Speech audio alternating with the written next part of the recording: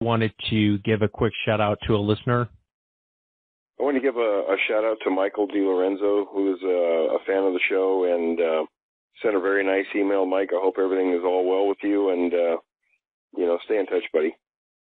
Yeah, it was a nice email, and I don't want to go into what was actually in the email, but I want to personally thank Mike for the email too as well. It was very genuine, very heartfelt, and just thanks, Mike. It kind of makes things worthwhile when you get emails like that. So thank you very much for taking the time to send that to us. And thanks for listening too, by the way. I also want to thank Jay Frazier. He had sent us an email about the last show. We were talking a lot about if these creatures can actually, the difference between language and actually them mimicking what we're saying. And he brought up a great point about parrots. That a parrot can mimic what you say. It's not like you can sit and have a conversation with a parrot, but a parrot can bring up. Anyway, it was a long email. A lot of great points. So thank you, Jay, for sending that to us. And just one last shout out I want to give before we get to the show and give the people what they want. I wanted to thank Chad. Chad had sent us a private message on Facebook, and it was a video clip of this teacher, Mr. K. I believe it was in West Virginia, but Mr. K was actually sitting in front of his class explaining to them how he had actually run into a Sasquatch when he was a child. And I thought the whole thing was just a real fascinating story. I posted it up on our Facebook page. If you go to Bigfoot Hotspot Radio, the fan page on Facebook, you can see it. He has a lot of patience sitting there with the kids because they were kind of interrupting him, but his story was very fascinating. And he talked a little bit about the Minnesota Iceman. So the whole thing was just, it was awesome. Thank you, Chad, for sending that over to us. I know we have a great show tonight. I know everyone's looking forward to it. Yeah, it sounds like a really interesting one. I'm really looking forward to the one guest that we talked about earlier. Yeah, let's go ahead and bring the guest on. Tonight on the show, we have Jack from Washington State, and Jack's actually in law enforcement. He's an ex-Special Forces.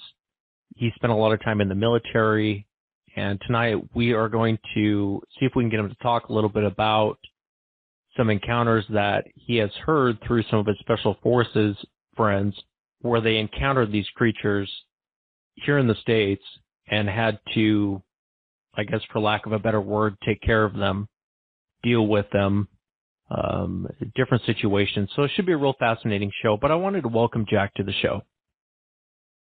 Hey, how are you? Hey, good. How are you doing, Jack? Oh, not too bad.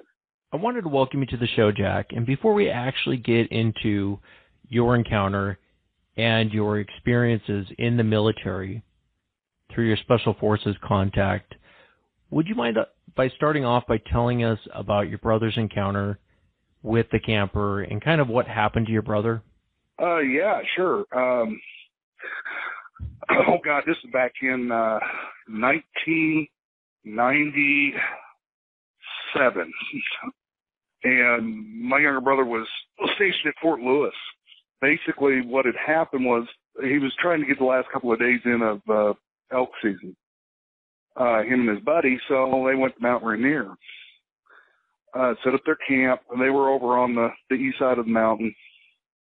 They go set their camp up, and then they go check out where they're going to go hunting, kind of try to scout out some sites. Well, when they got back to their camp was totally destroyed. The tent was tore up. Cooler was turned over. I mean, when I say it was destroyed from what he told me. So they kind of cleaned it up, and they're thinking, well, crap, it's a bear, So they go down to the whatever closest town that they were at. They get something to eat, and then they get back up there. And they decide they're going to sleep in the back of the pickup. And they had a camper shell on the back of my little brother's pickup. Military sleeping bags aren't, they're roomy for one person and the person that's in it. That's it. And you're kind of cocooned like an old mummy. Tyler kind of said that he woke up about, like 3:30 in the morning. Couldn't figure out why. He just kind of woke up. And he's kind of looking around, and had this 44 Magnum he used to carry with him all the time. And to understand my little brother's not a very tall man. He's only like 5'6". So he's got little man syndrome bad. So his attitude is, the bigger the caliber, the better he likes the gun. So anyways, he's looking for this pistol of his, and he's got this little angle head flashlight, and he's flashing around, and all of a sudden he looks at the window closest to him, the side window, and there's his face looking at him. And he said it was totally human. It looked like a normal human face, only at a bigger scale. And he said, and I didn't see much of the face except for from about mid-chin up to about, just above the eyebrow. He didn't say how long he was looking at it, but he said all of a sudden the thing bared its teeth at him. And, my kid brother's he's not one to exaggerate. And he goes, dude, this thing had canines that were every bit of 3.5 inches long. And I said, what? He goes, yeah, it had canines. And he said, I'm thinking a bear at first. He said, no, bears don't have a human nose. Their eyes are a little bit offset to their side of their head, not like an elephant or a horse, but a little bit offset. And he said, but this was like a human face.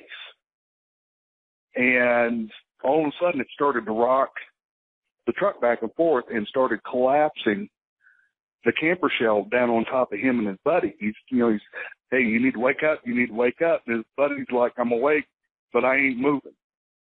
Well, this Tyler said it lasted a good long time. And finally they realized that camper shell's collapsing down on top of them. And the thing would walk around the truck beating on his truck, like it hit it with its hand. About sunup, he said it had settled down. They hadn't seen it past the back glass for a while. That's when he looked at his watch and he said, at 6:30, they realized the thing had left. So they kicked open the back glass. They got out of the truck, threw what they had left of the cooler in the truck. They got in their truck and they left. My kid brother's not one to put on tails. I could tell that he was scared. He showed me pictures of the truck when he went and had to claim for insurance. He's like, what am I going to tell him? That Sasquatch that, beat down the roof of my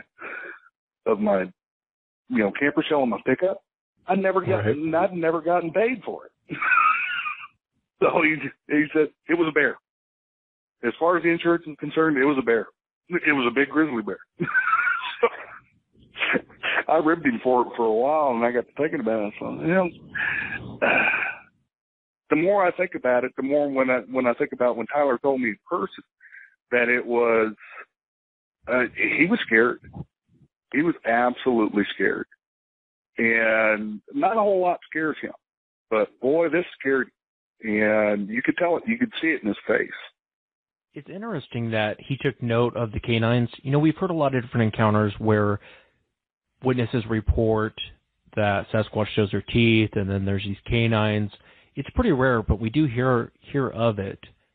What do you think, Jack? Why do you think the creature went off the way it did? I think he was in an area he probably wasn't supposed to be in. Whatever it was, even my own experience, whatever it is, I don't think it likes humans in close proximity to where it is either feeding or living. Yeah, they generally don't like human presence at all, actually. No, and that's the thing is that he didn't mention the color of his eyes. He said it had pretty good sized eyes. They were more almond shaped than anything. But he said it really. He said when he looked in its face, and all of a sudden it bared its teeth at him. And he said the one thing that jumped out at me right off the bat, he said it had larger than normal teeth, like the incisors and the eye teeth. He said, but the canines were pronounced, not to the point of he said, you know how baboons got exceptionally large canines? I'm like, yeah. And he goes, it wasn't like that. It was more like, it was like a gorilla or a chimpanzee's canines that are a little bit longer than the normal tooth, but you could tell that it was a canine. You know, that's a detail it's not often talked about with people. I've heard plenty of stories, you know, where people say they saw the canines, and it always reminds me back of the old Teddy Roosevelt account in his 1892 book, Wilderness Hunter, and where one of the trappers was killed, and the story stated that there were 4 great fang marks in the back of the guy's neck who was killed. So really, you know, those accounts of that sort of thing go way, way back. You know, my own account, which, you know, I'm originally from South Texas, happened just west of Fort Worth in 82, and it was actually in July of 82. The year prior, we had just gotten over a real bad drought in 81. Towards the end of 81, well, come the summer of 82, we started getting some good rains, and you know, my dad was having problems with my stepmother, and he said, you know, I got a plethora of brothers. I got 10 brothers. My dad, since me and my younger brother Jerry were still left at the house that were, you know, below 15 years of age, he's like, you know, you want to go visit your Aunt Dorothy? Sure. You know, that sounds like fun. Beats the hell out of picking stalls and feeding cows every day in the summertime, or mowing lawn, you bet. So we go up to just outside of Fort Worth, and we're actually at Lone Star Lake, where my aunt lives. Went and visited my kinfolk there, and my cousin Forrest, which is my Aunt Dorothy's boy. We all decided one night we're going to go get frogs. So we're walking from his house, and the main road that goes past the road that shoots straight to the dam, which is where we were going to go get frogs. Well, right there where the dam road dead ends right into a general store on that main road. Well, we go past the general store and get on the main road going into the dam, and there's several pastures kind of lining this road. And the first pasture on the left-hand side was a big peach orchard. It was about 15, 20 acres. It wasn't terribly big, but it was big enough. And the next pasture after that was a hay field, and the same way on the other side was all hay fields or just cow pastures. Well, we get just, the dam's not but maybe a quarter of a mile down the road from the general store. And we get halfway there, and we hit this pasture that's got all these cattle in it, and we see them bucking and playing and carrying on, and this is like middle of the night. And we're like, what the hell's wrong with those cows? You know, this is kind of unusual. My brother, Gary Lee's the one that actually noticed it right off the bat. And all of a sudden, my cousin Forrest goes, what's that? And I'm looking at my cousin Forrest like, what do you mean, what's that? And he's pointing. Well, directly across from the pasture, there was another pasture, but outside the pasture was this big pine tree. As I'm turning and looking, I'm looking at Jerry Lee, and he's starting to cry, and he said, we need to go. Well, I look, and there's something crouching, and it looked like a man crouching. Well, God knows how long we stood there looking at it, and all of a sudden it stood up. And Jerry Lee's bawling up a storm, and I kind of turn around, look back at him a little bit, trying to keep my eye on this thing, and I'm like, what the hell's the matter with you, dude? And he's like, we need to go. And the thing walked out in the middle of the road. The one thing that hit us right off the bat was when we got to that pasture, we smelled something bad, but that wasn't unusual because the water table was so low at the dam and was slowly creeping back up. You could smell, you know, decaying vegetation and stuff. So that wasn't an unusual trait to smell a bad smell close to the dam. But now that I've gotten older and had a lot of time to think about it, I think it was this thing that we smelled right off the bat. Well, as it walked out in the middle of the road, my brother Jerry Lee grabs my arm. He goes, "We need to go now." And he's really starting to have a real fit. And of course, I'm like, well, whatever you do, don't turn your back and start running. We're just going to walk back. Well, the thing follows us right down the middle of the road. And we walk all the way backwards till we get about 300 feet from the general store. And the general store had a big street light out in front of it, the old country street light. Well, the thing turned to our left, its right. This road's a normal road. It's about 18 feet wide. One step off the road, and it was into the bar ditch. The next step, it was right up to the fence. And it didn't jump the fence, stepped over it, and it took off. And what kind of grabbed us was this thing was huge.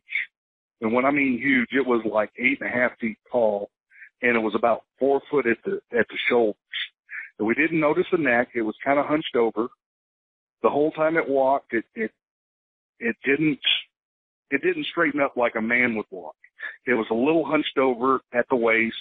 It was bent at the knees.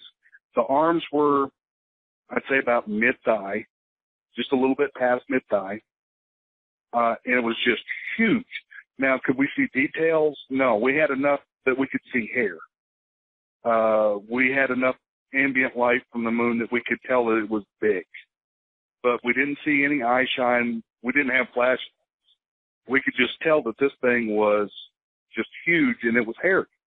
Well, when it went through that peach orchard, in no time, just most bricky tick. It was from one end of the peach orchard to the other. And it was just almost like a blink of an eye. It was on the other side. And this was a rather angular, long peach orchard. It didn't have but maybe 4 rows of trees, but they went about the whole length of that orchard.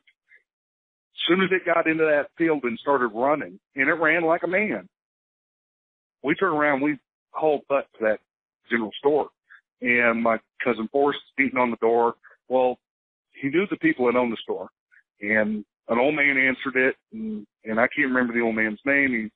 Hey, we need to use your phone. We need to get out of here. We get in there, and the old man let us use the phone. My cousin Forrest calls my Aunt Dorothy. Rather short period of time, my Aunt Dorothy shows up, picks us up. As we're driving home, she asked us what happened. We told her. And she's like, all right, y'all just had a bad night. Somebody's messed with you. Go to bed. So we go to bed. I know for a fact my brother Jerry had nightmares after that for months. I didn't go to sleep right away because I just in my mind's eye, I kept seeing this huge mass right in front of us. I don't know how well my cousin Forrest slept, but I don't think he slept all that well. Next morning we get up about 10:30. It was my aunt was a ER nurse, so it was her night off, and we get up, and she's like, "What did you boys see again last night?" And we told her the whole thing, start to finish. And she's like, "Okay, well, the sheriff's office called. They heard that you went to the general store last night in the middle of the night to call me. They want to talk to you." She calls the sheriff's office. Deputy comes out in a very short period of time, asks us what happened. We told him. He goes, "Okay, well, here's the deal, boys.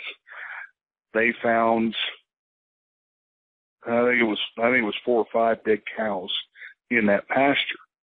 One had its throat ripped out. All of them had been disemboweled. The rest of them had broke legs. So they're thinking that either somebody's, doing some kind of ritualistic killing, or, it was a coyote attack, which isn't unusual. It's kind of unusual that a coyote would attack like that, but what made it really unusual is coyotes don't break legs. And these were, from what the deputy told us, these were upper leg breaks. These were like hip bone type breaks. These weren't lower leg breaks. From that point on, my aunt didn't let us leave the house. We had to be in the house at 9 o'clock. A couple weeks pass, and my dad comes to fix us up. We tell her this. He's like, "Okay, yeah, the booger man after." Well, we hadn't been home a week, and my aunt calls. and she's talking to my dad, and my dad gets off the phone, and he calls me and my brother Jerry into the kitchen. He goes, "Your Aunt Dorothy's moving back." Oh, wow, cool. Why? Well, she was on call last night. She was the ER nurse. She was on her rounds, and they brought this woman in that was in hysterics. And shortly thereafter, they brought her son in, and he was pretty well tore up. His feet were pretty well tore up. Well, what the story was with that was, from what she told my dad, is that this woman and her 5-year-old little boy were driving down on the other side of where we were, past the dam, and her car breaks down. And so they're not that far from Lone Star, which is the closest town, not but maybe 3 miles outside the city limits. So they decided, well, why wait? We'll just go ahead and walk into town. Well, as they were walking into town, something started chasing them.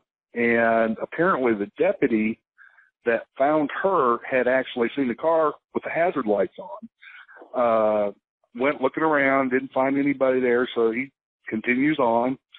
And then all of a sudden he comes across this woman laying on the side of the road, and he stops, and she's in hysterics.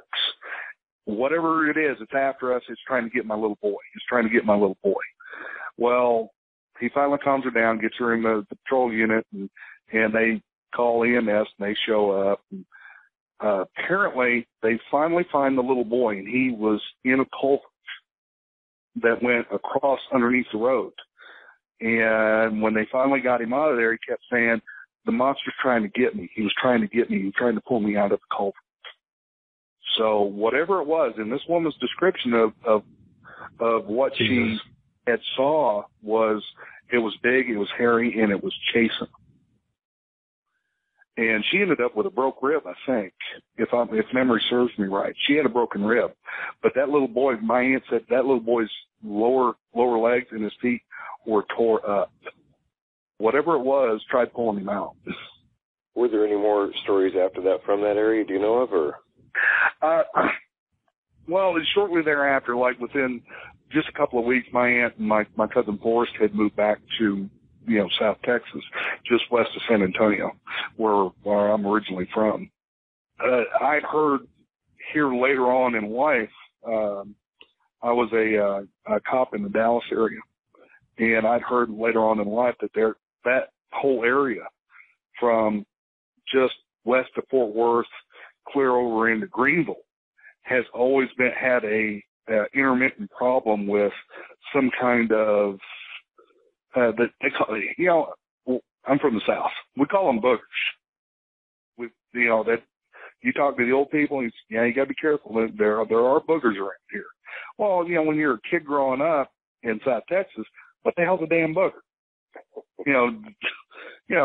Are you talking about a booger out your nose, or well, what they mean by a booger is I got a brother that lives in St. Augustine, Texas, which is just east of Lufkin, south of Nacogdoches, and north of Hemphill. When you talk about boogers there, they're serious, and they're dead serious. And you hear them scream, you don't leave the house. You stay in the house. Now, my older brother had never had any problems with them, but when I go visit, every now and again you get one of those old black gentlemen that live on the outskirts of Pineview or there's a botanical gardens down in the Sabine River Basin, just on the Texas side, across the reservoir from Toledo Bend. And you talk to those old black gentlemen down there, and they'll tell you some real spooky stories about, having run-ins with these things. That was pretty much my start of trying to, figure out what the hell I saw, and tried to get all the information I could. And then, of course, when I joined the military, I started out in combat arms and went off into special forces. I had a kind of a semi, what's the best way to put it? Unpleasant encounter with a current that wrote a book, and he was talking about, he didn't understand why special forces were used in some of these missing people situations in national parks, and why would they be off by themselves in their own own little world? Well, the special forces, being a former 18 Bravo, special forces is very unique. And there are teams within special forces that actually specialize in tracking. And there's a school in Malaysia, it's called Malaysian Tracker School, that the U.S. government will send special forces, Rangers or Green Berets, if they want to go, or even Delta. And I cannot confirm or deny whether or not Delta exists. Hint, hint, wink, wink. We'll leave it at that. Yeah, I'm a former 19 Delta. Got a letter from the Sergeant Major of Delta back in 1980, so I know they're there. yeah, they're there. So they go through this school. I never went through it, but I knew guys, and I had served with guys that actually had gone through these specialized schools like Malaysian Tracker School. These guys could track a flea in a blizzard and tell you exactly where they started and where they ended up. But that's like anything else in the military, especially like marksmanship. It's a perishable skill. So if you don't exercise it, you lose it. So they take these opportunities. Now, an MOR, Memorandum for Record, is generated through either the Forestry Service or the Department of Interior and sent up to Department of the Army requesting assistance in this area. Now, this is where it becomes a little unique. That's just one aspect. I served with a guy that was in second group at Lewis.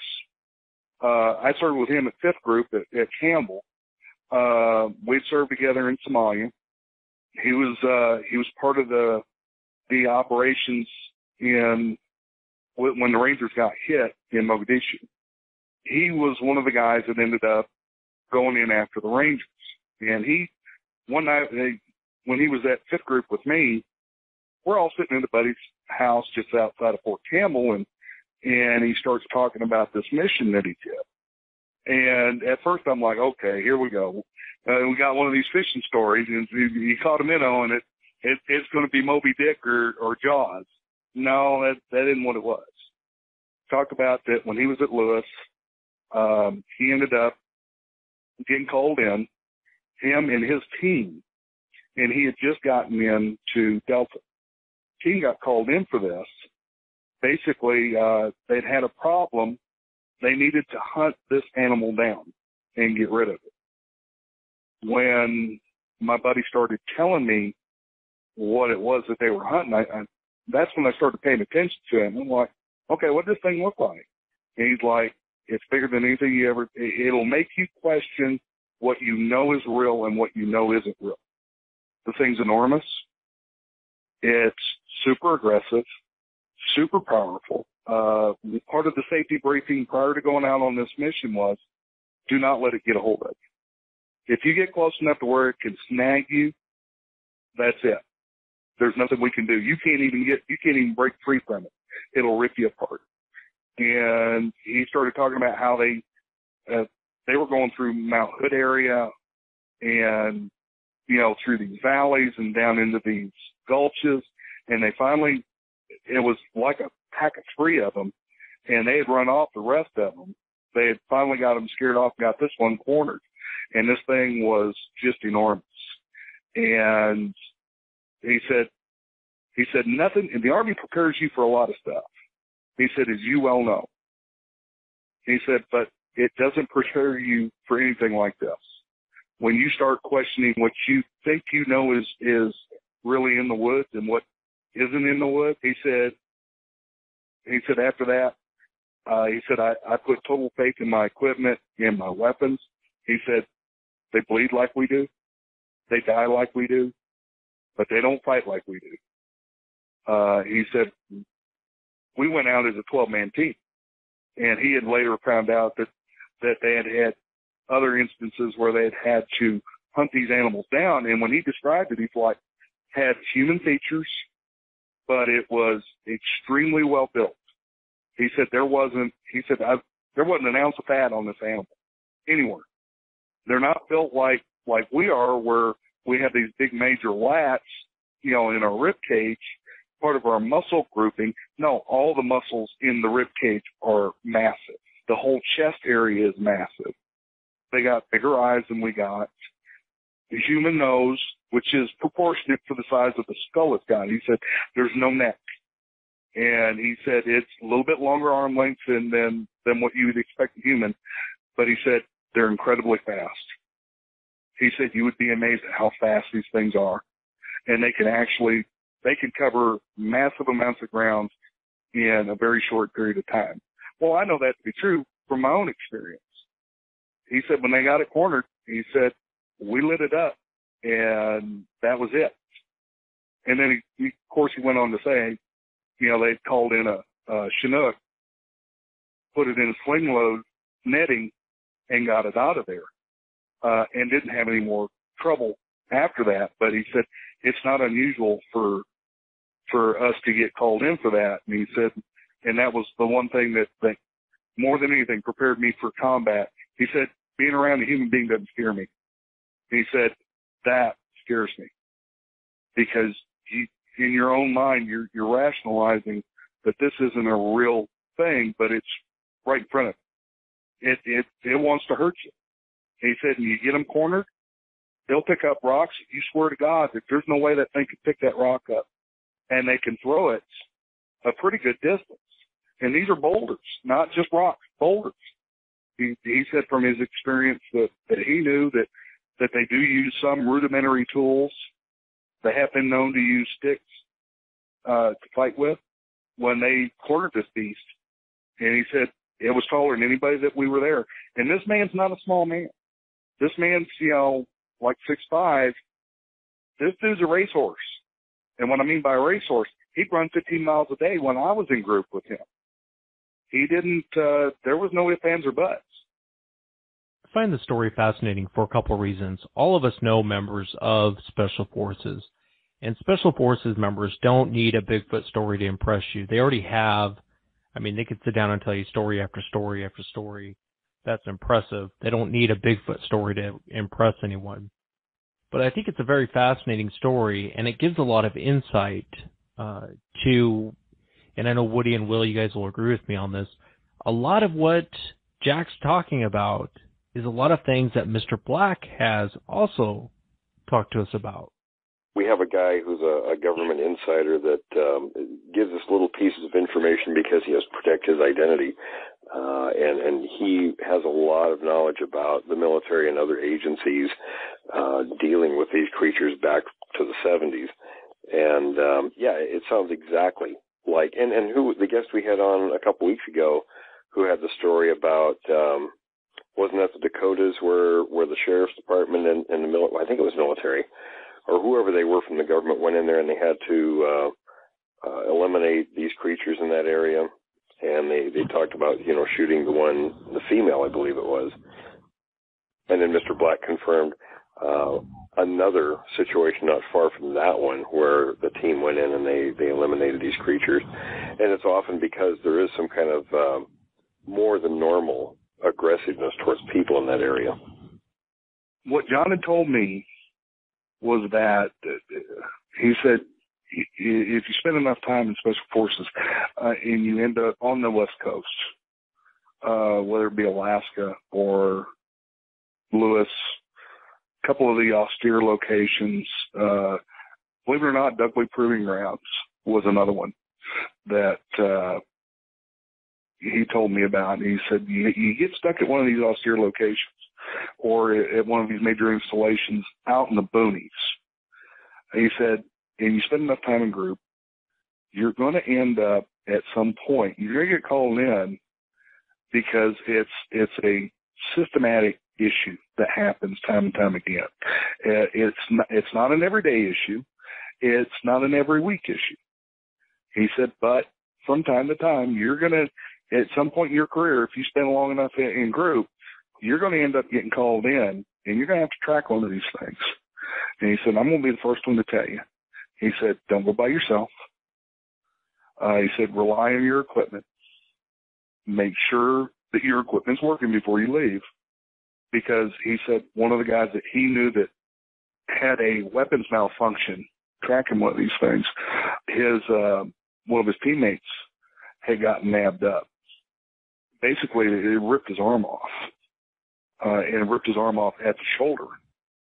At that point, I'm kind of looking at him. I'm like, really? And he said, you don't realize how incredibly powerful these things are.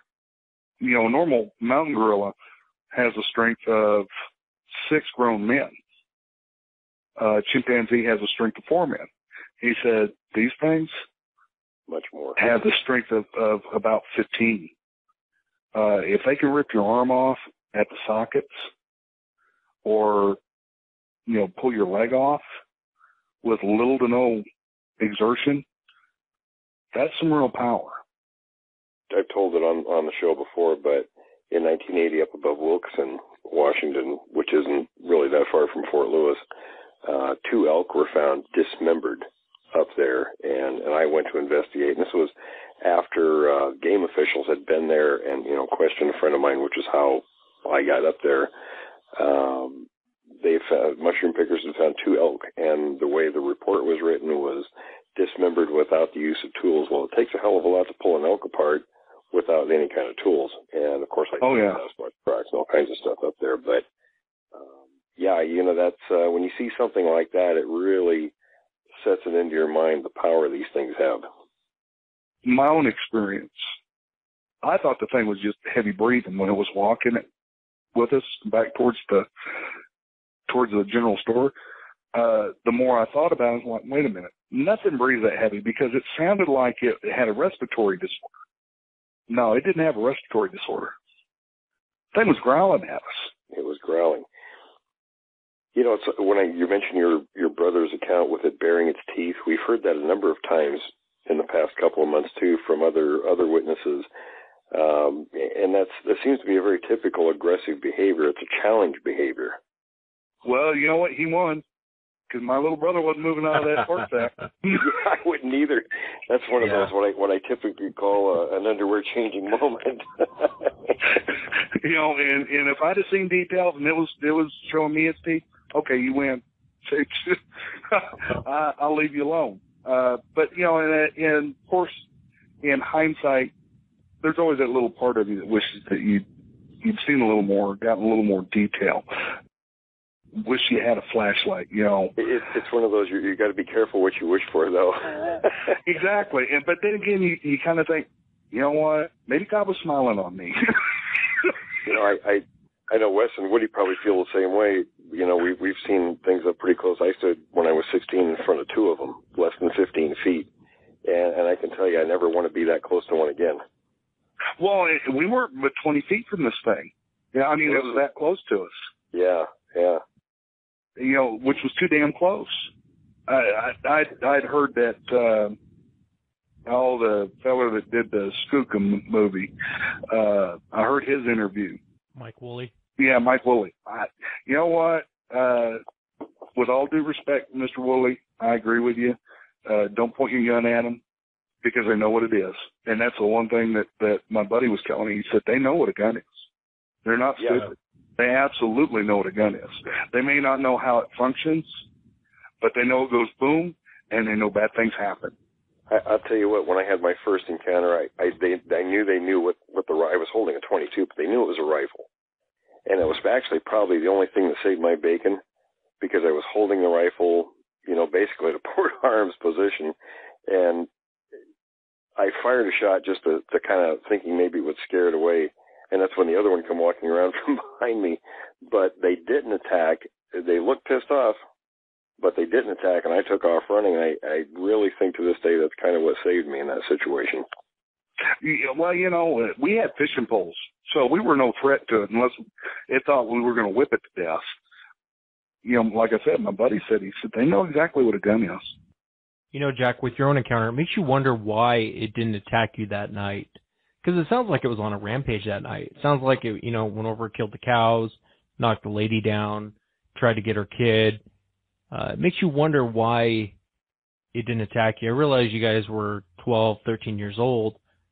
I almost wonder if it was the sheer numbers is what kind of kept it from coming after you guys. And that was the one thing I told my cousin Forrest. I said, if this thing charges us as we're walking backwards, I said, if it charges, everybody go a different direction. Confuse the hell out of it, because it won't know which direction to go. I'm grateful it didn't charge us, because it'd be just my luck. It'd have chased me. It'd have caught me. I'd have probably been a Tootsie Roll to it. You know what? I'm glad it didn't charge us, because I didn't want to see what it looked like up close. It was close enough as it was. And I talked to some old timers, like I said, over in East Texas. And as a matter of fact, I had a run in with Texas and Gulf Coast Bigfoot Research Organization. Most of the guys there are pretty decent guys. They're just basic. They're interested. They want to know what it is. I get that. When I was a cop in the Dallas area. But one of the things that they got one idiot in there that just, he actively wants to kill one. And I'm like, well, what are you going to do when you kill it? You ain't much bigger than a popcorn fart. It's not like you're going to drag it out the woods. Surviving what its buddies would do. Well, and that's just it. And I said, these things don't move by themselves. That's right. They're not solitary animals. They're family groups. You better have some serious armament on you. Now, I'm the first one to say I think the only way that it's going to come out is that somebody's going to produce a body. Somebody's going to actually produce a bona fide actual body, and not this bogus BS that's coming out of San Antonio. I shot Bigfoot in my camp. No, it's actually somebody's going to come up with an actual body. Liver, spleen, heart, arms, legs, eyeballs, a brain, skeletal structure. They're going to produce a body. But my concern is, how much are they going to pay for that in the long run, producing that one body? Well, and it's just not retribution from his cousins and uncles and aunts and mother and grandmother and grandfather. It's what's going to happen to him from our own federal government. Our Mr. Black said that the government doesn't care. You can talk about it as much as you want. You can be 100% correct about what you say. He said they only care if you can prove it. That's it. And they don't want you to prove it. The amount of revenue that's produced in the national parks, in the national forests, is phenomenal. People would be amazed at how much money's produced there. Oh, we have a federal biologist, right? And he said that the outdoor recreation industry is $1 trillion annual business. Exactly. Hunting license would drop overnight. Well, if the Endangered Species Act kicked in, they'd shut everything down. Well, and the thing is my retort to that is, really, they can't be that endangered because they're still floating around. Well, true. I'm not saying that at all, but they would use that, as a pretext for doing all this. Now, I don't. The forest. Me like yourselves, I believe that these things are extremely dangerous. They can exude a phenomenal amount of violence in a very almost spurt-like action with little to no effort. Most animals that live in the woods they're not known for having good tempers.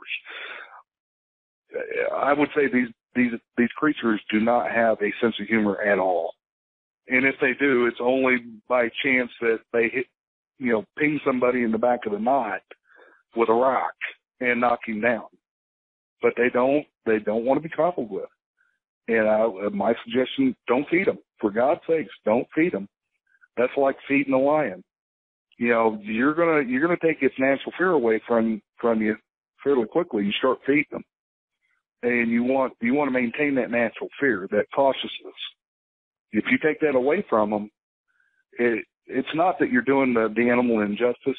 You're doing yourself an injustice because you're putting yourself and possibly family members in danger.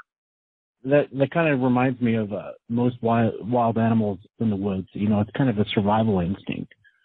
If they didn't have that, they wouldn't have made it as long as they have so far. In the wild, there's a common law, survival of the fittest. The one thing that my buddy had said, he said Caesar had said to his fellow Romans, "Vidi, vidi, vici," I came, I saw, I conquered. And he said what saved us when we were going after this thing was that we divided and conquered. He said, if you're going to take them on as a group, he said, even an SF team is not going to survive. And most SF teams are 12-man groups. But 1 against 12 isn't going to survive. In that particular case, it sounded like with the probably three rogue males, when they sort of go out of a group, like near the Browns property, for instance, there's one, maybe another family group in those areas, and they're bonded with each other, the members of family groups, where the rogue males are out, they're kind of loosely connected, but they're looking for females to start their own groups. And it's much easier, I think, to divide those individuals. If you were to attack a family group, those real strong bonds are going to kick in. That would be a lot tougher to surmount that instance. Well, exactly. And, like I talked to Wes earlier, it's a rarity that you see a juvenile. And there's, right. I'd ran into people that had actually seen one up in a tree and said it had leaped tree to tree till it got to about the fourth tree, and then it shimmied down, and he said, you'd be amazed even the small ones have speed. And it didn't take it very long to get out of eyesight. Going back to Jack's brother, God, can you imagine being in that camper and having this thing go King Kong all over you, and you're just praying for daylight to come? God, that must have been the longest night of those guys' lives, sitting in the back of that camper while this thing's just going off on them. I wanted to ask you, though, Jack, when he spoke with your Special Forces friend, did he ever explain why they went after this creature, why they went and actually killed this creature? He said that they had gotten called in because there, some people had come up missing, and one person had gotten attacked. And it was right close to Fort Lewis. Whatever it was, or whatever group it was, wasn't a very friendly group because he said they were, at that one period, they were exceptionally aggressive. I'm kind of on the base out there. Well, and I'm wondering if, because I had a guy that I'd served as a cop with that was a Marine.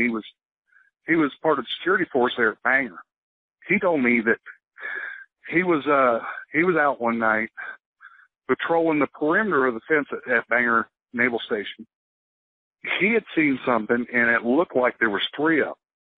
And he feels like the only thing that saved him was that he dived under a pine tree and hid under the boughs of this big pine tree because he thought they were buddies of his, and he screamed at them, and they turned around and looked at him and started walking towards him. And he went around into this tree and then dived underneath this pine tree. And he stayed there a couple hours. Got in trouble for it. He ended up getting captain's mass out of it because they couldn't find him. And he said, you know what? I'll take an ass chewing any day of the week as long as I'm alive. I'll go ahead and do office hours. And I'll gladly do it for a couple of weeks. I'm not surprised they have people, especially around Lewis, because, and I've told this before, my squad, I was a squad leader with the 5th Air Cav back in the early 80s. My squad ran into one of these things out there one night, and it circled us for a couple hours at least.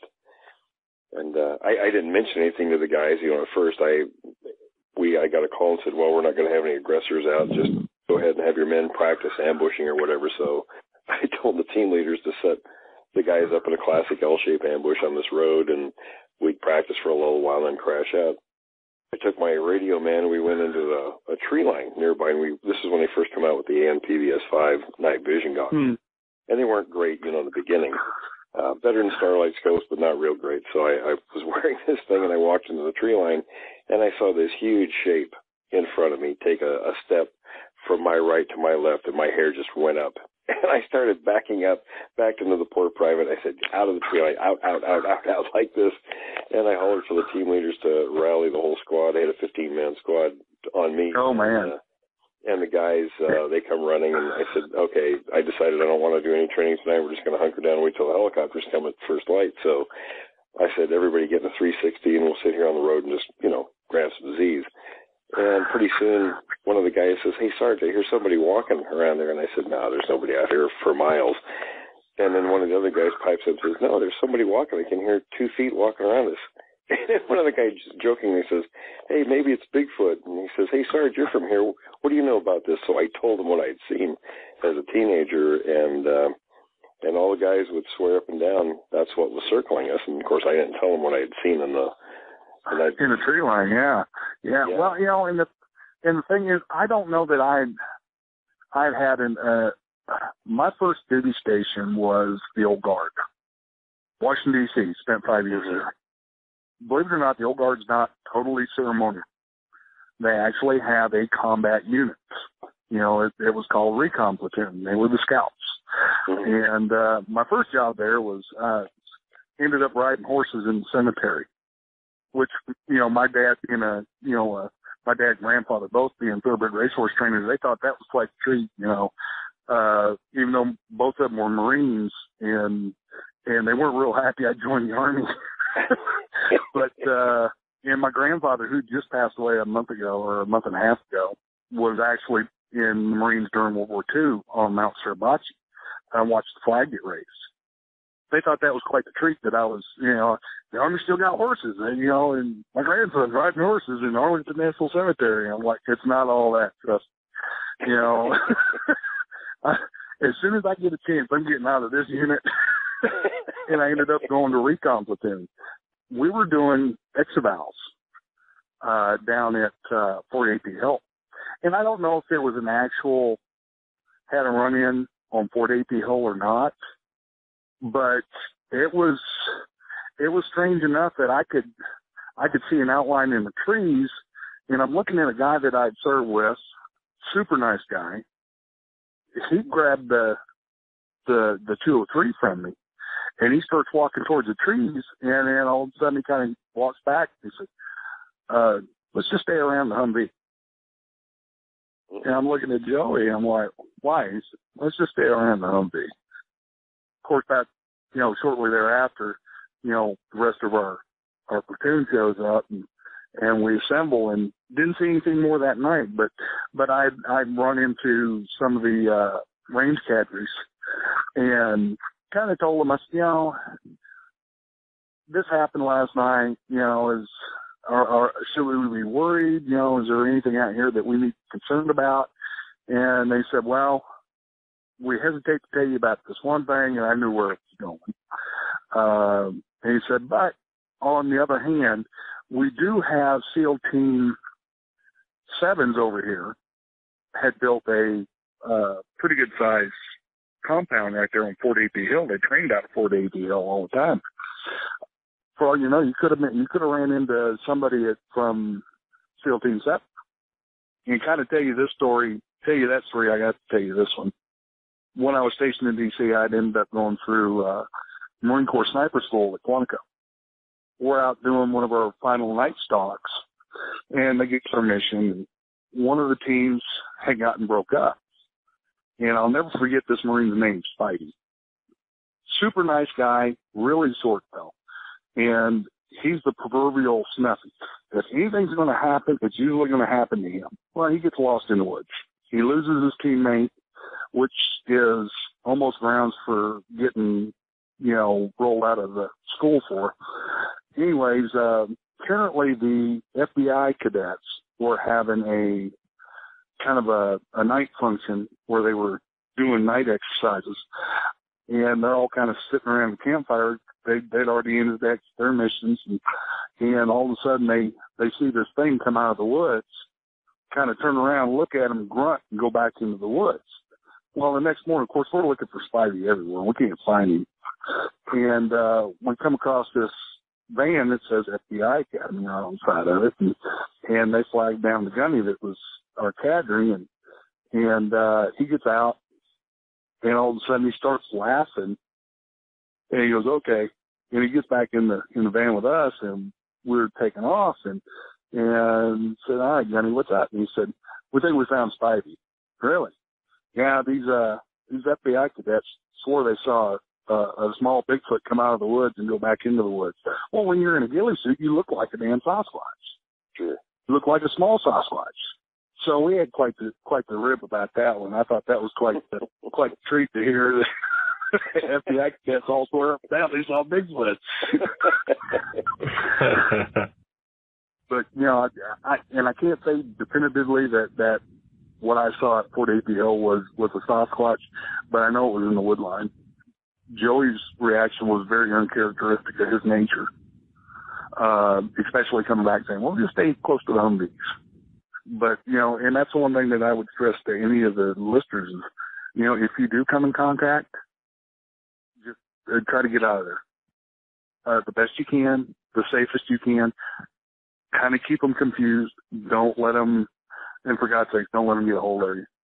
Just listening to that one buddy of mine that I served with in group was more than enough to make me a believer that they get a hold of you, they're going to rip you apart. Oh yeah. They're not gonna play patty cake with you. No, by the time they may play patty cake with your arm, coming after you. Well, and that's the thing is that he speculated. He said it's either a shortage of food or maybe one is in musk. And I kind of looked at him like, what do you mean one was in musk? And he said, you know, elephants become rogue because they go into musk. That time of the year when they breed, mm-hmm. that they can smell it in the air, but they can't find any satisfaction. Yeah. So what do? They go on a rampage. That kind of made sense with me. That really resonated with me. I'm like, okay, that makes sense. Because it's just not elephants do that. Lions do that. Tigers do that. Bears do that. Hell, they'll all kill their own young, not their own offspring, but their own species young to bring that female back into heat. Why wouldn't, you know, a creature like Bigfoot kill one of us because he's not getting some kind of satisfaction in some way? There's a guy named Mike Clark, and I think he's in Georgia now, but he was telling me some stories from back in the 70s or early 80s from the Carolinas, where there was one of these creatures in around these farms, and it was killing cattle and horses, and it would take, you know, a big chunk out of their neck, of the spine, and they felt that it was killing out of spite. That it really didn't like people for some reason. Whatever they did, it would, you know, kill hogs, it would kill everything. Well, and that's, you know, when like I said, I'd had a run-in with the Texas and Gulf Coast Bigfoot Research Organization, and they had speculated that, you know, if you do by chance, you know, anger one, they will retaliate. And don't think for a minute that it's just going to be one little time. It's going to be a repetitive thing. Yeah, for a while. You guys have a real temper. You don't want to set off. There's not much more I can tell anybody other than, you know, be cautious. Don't feed them. For God's sakes, don't make them a pet because they're not a pet. They're ill-tempered. They're vindictive. From what I've seen, what I've heard from other people, treat them with the respect that they deserve, and, you know, don't go up and. It's like I was telling Wes, it wasn't like I was going to go up and shake that dude's hand. He was big. Tell people to treat him like a bear. Treat him like a bear. Yeah. Jack, it's been a pleasure. Thanks for coming on. Thanks for sharing all of your encounters with us. Thanks for sharing all of your stories. I really enjoyed it, and I just really want to thank you for coming on the show tonight. You bet. You bet. No problem. That was Jack, everyone. What a fascinating account. It was an awesome account, and it would be even greater if we could get more current or former Special Forces personnel to come out. And, of course, you know, we keep them anonymous, but it would be great to hear some corroborating stories as well. I mean, his was really right in there with the things Mr. Black has been telling us. Yeah. No, it was an awesome account. And I want to have him on the show in the future. He had a lot of other stories that we don't have time to get to tonight, talking about Border Patrol agents that have had run-ins that he knows of personally, that have had run-ins at the border with these creatures.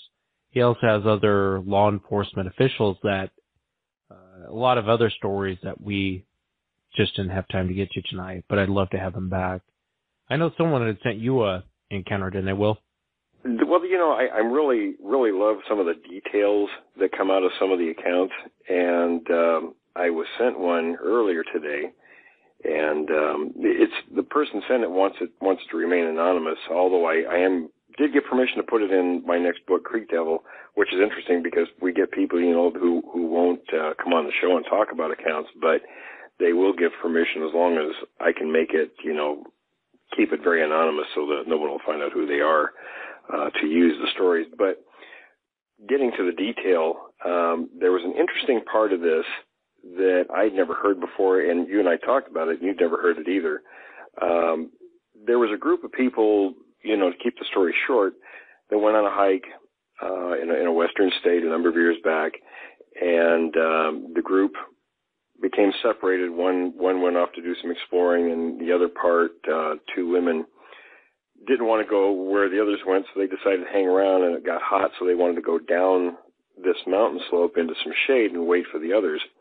And, of course, drinking lots of water when you're hiking, they had to make a nature call, and they stopped by this big boulder they estimated standing next to it was around 9 or 10 feet high. And, one of the women would go around behind the boulder and do her business, and then the other one would come around and they'd take turns. Well, they had seen this creature through some trees above them, and thinking it was a bear, they decided to go down the hill. And when they got down the hill a ways, where they were going to wait, they looked back up at the other side of the boulder, and they saw a shape, a brownish black, what they thought at first was a rock, at the base of this big boulder, but then it was moving, and it bobbed up and down a bit, and they both saw this. And as they watched this, this boulder, the creature now, was nearly to the upper third of this rock, so they estimated it was around 8 feet tall or so, this creature. And what it was doing was sort of bobbing back and forth towards the boulder and then back, and they couldn't quite figure out what it was doing, but they watched it for a while. Then they heard their other companions from up above the ridge calling down for them, and the creature immediately perked up, and then it took off to the right. And some other things happened there, but when the rest of the group started coming down the hill, they stopped by the boulder, and they noticed where the girls had done their nature call, that the dirt and the urine were sort of mixed together and piled up against the boulder. And I thought that was very strange why, a Sasquatch would do something like that, and really don't have an answer for it. And was just kind of curious if any of our listeners out there had ever had a similar encounter or seen anything like that. It's very unusual. Yeah, it wouldn't be the first odd story we've heard, that's for sure. But, if it's happened once, it's probably happened to someone else. Exactly. That's why I sort of put it out for the listeners to see if maybe somebody out there has had a similar, encounter or has seen something like that. Yeah. No, it's a strange one. I know next on the show we have Sam, and Sam had actually sent us his encounter. Sam had kind of an odd encounter. I don't think he actually saw the creature, but what we were talking about last week, this chatter and how they mimic people, and Sam does a pretty good impression of the chatter that he heard when he encountered this creature. But I wanted to welcome Sam to the show and have him share his encounter with us. Hi, Sam. How are you this evening? Doing well. How are you? Thank you. Pretty good. Well, let me ask, first of all, how long ago did this incident take place?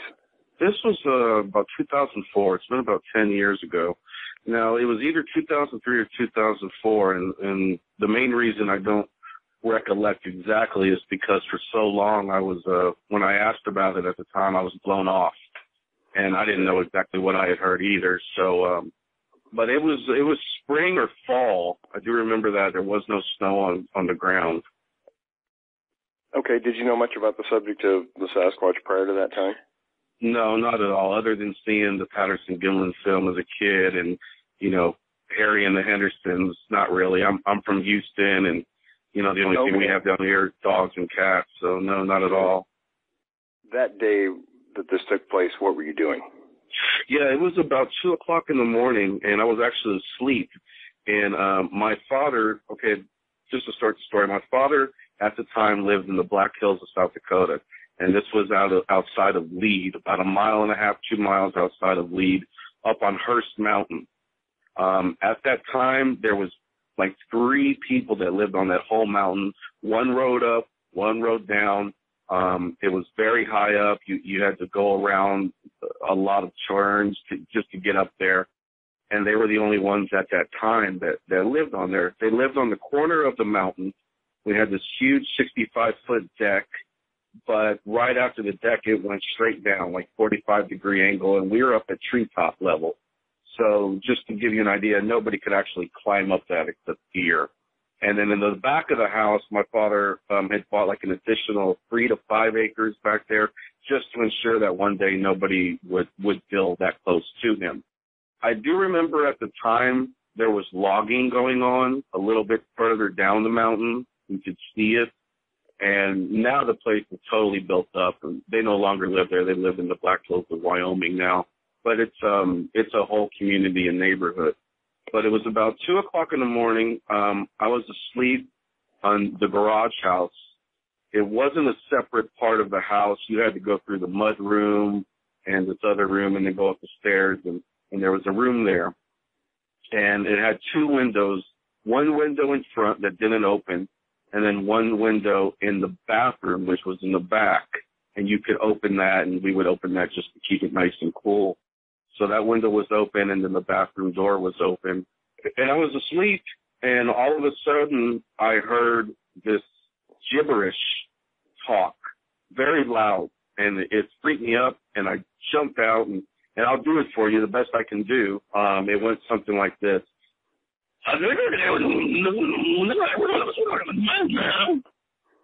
Just something as ridiculous as that, but it was loud. And I jumped up and I froze. I didn't know what the hell it was, what it could have been. Like I said, I don't know too much about animals. I didn't smell anything. I didn't hear anything, any roars or any crunching of the trees or anything like that. I just heard that. I froze, and honestly, I think I stood there for quite a few minutes. I ended up going back to sleep, maybe half an hour later, and the next morning, I didn't go investigate. I didn't go look. I didn't want to. I was just trying to calm myself down because it really did scare me. The next morning, I asked my parents and even my daughter, who slept on the other side of the house, "Hey, did you guys hear that last night?" And everybody said no, and I told them what I heard, and they kind of laughed at me, blew me off. My stepmom said, "Well, maybe it was an elk." So years went by, came back down to Houston, went to work, life went on, blah, blah, blah, blah, blah. And now we live in the wonderful age of YouTube. And I was on YouTube about a year ago, maybe a little bit less, researching everything and that I could find. And just, because I have always been interested in it. I just didn't know anything about it, And I came across Ron Moorhead, one of his videos. And I believe I told Wes that it was the tape recordings were in Wyoming, and that was wrong about that. I went back and looked, and it happens they were in Northern California, but they were verified in Wyoming, at the University of Wyoming, to say that, yes, they're real. There's no other metallic, that could make this metallic plates or whatever they were talking about. Right. Yeah, and so that was it. I came across that, and I heard it, and I get goosebumps every single time. I was like, that's what I heard. That's what I heard, and I never heard anything like that before in my life or since. And so, now that I've done more research on it, I know they make similar noises, or some maybe, that kind of gibberish talk. And then I wonder this, now that I've learned a little bit more, maybe it was protesting the fact that we were really encroaching into the hills there. Because, like I said, logging was going on. And, we had built, or my parents had built up there, and there was really nothing up there prior to that. I'm just a speculation, of course, but that's what happened, and that's what I heard. Well, these guys they have kind of short tempers, and I would suspect, like most animals, they get upset, with the encroachment and destruction of a food base, right. Areas where, they may be currently, raising young or things like that. I mean, there's a lot that's not known about behavior, but sure. oftentimes, they will come in and do these kinds of demonstrations, and it's a challenge, or they're upset about something. Right. I was going to ask you too, how far from the house do you think that was? It could not have been more than 15 feet, because the bathroom, it's a very small room. There was the bathroom window, and then you open the door, and it's right there parallel. And then the bed that I was sleeping in was on the wall right next to it, right outside of the bathroom and right on the wall. So, I want to say 10, 12 feet, but it couldn't have been more than 15 and that's another thing. If there was somebody who was playing a prank, number one, they'd have to know I was visiting my dad, and nobody knows me up there. Nobody ever sleeps in that room. I don't know anybody up there. We were just visiting, number one. Number two, I would have seen something leave or headlights come because you could see the headlights.